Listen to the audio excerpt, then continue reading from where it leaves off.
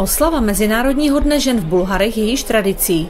V loňském roce organizátor akce Český svaz žen v Bulharech připravil pro ženy módní přehlídku a i letos byl program bohatý se speciálním hostem. Nacházíme se v kulturním domě v Bulharii, kde každoročně pořádáme oslavu MDŽ. Jakou tradici má Svaz žen v Bulharech? Svaz žen má, neřeknu vám přesně od kterého roku, ale opravdu jsou tady pamětníci, které už, řekněme, i zemřeli, bohužel, nebo už nepracují. Takže a každý rok děláme nějaké akce. Tak můžete zmínit, které akce všechny pořádáte během roku? Tak je to samozřejmě den MDŽ, že?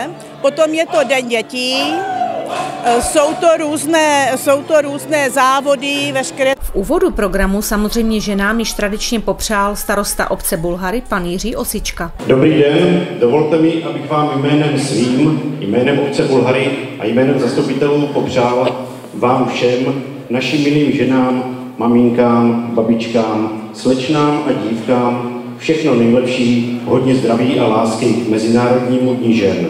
Děti z mateřské školky společně s paními učitelkami připravili krásné pásmo básniček, písniček i tanečků.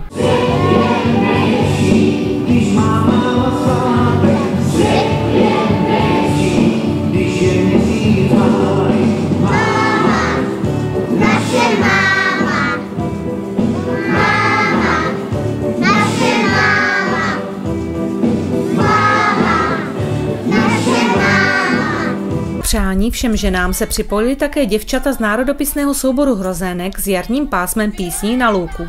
Zaspíváme, zasvítíme tejto noci,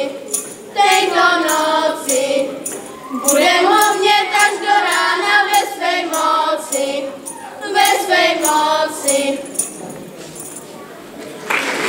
Speciálním hostem byla dechová hudba základní umělecké školy Mikulov pod vedením pana Jaroslava Pospíšila.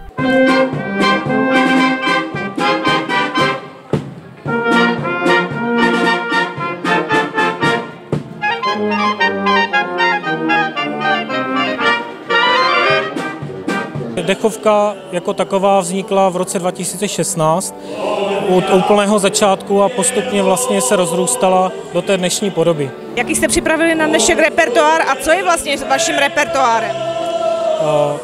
Na dnešek jsme připravili vlastně polky, valčíky, i moderní věci od Elvise Presleyho. Hrajeme klasickou dechovku, ale hrajeme i solové věci.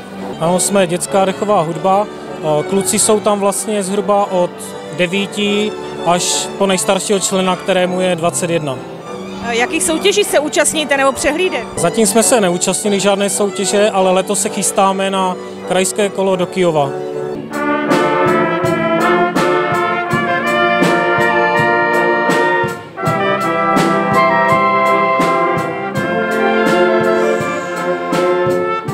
Oficiální část programu tradičně zakončil mužský sbor Pulgárčané z Bulhar v doprovodu cymbálové muziky.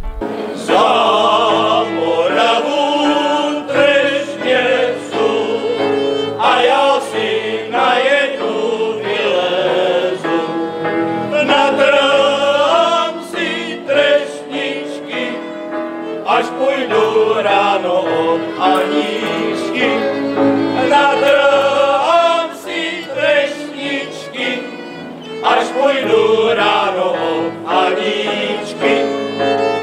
Po tom oficiálním programu vy máte ještě nějaký další program, takže kdo tady hraje? Je to hudební skupina Apollo pod vedením pana Janoty.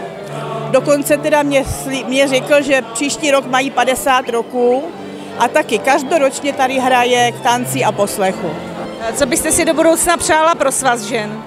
Aby jsme pracovali, protože ono opravdu těch lidí, nebo těch žen, kteří mají zájem o to nějak pracovat a snažit se nám pomoct, je bohužel čím dál tím míň.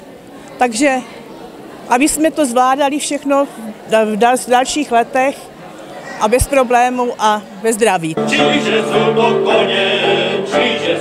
koně ve dvorech, jakže s nima žádný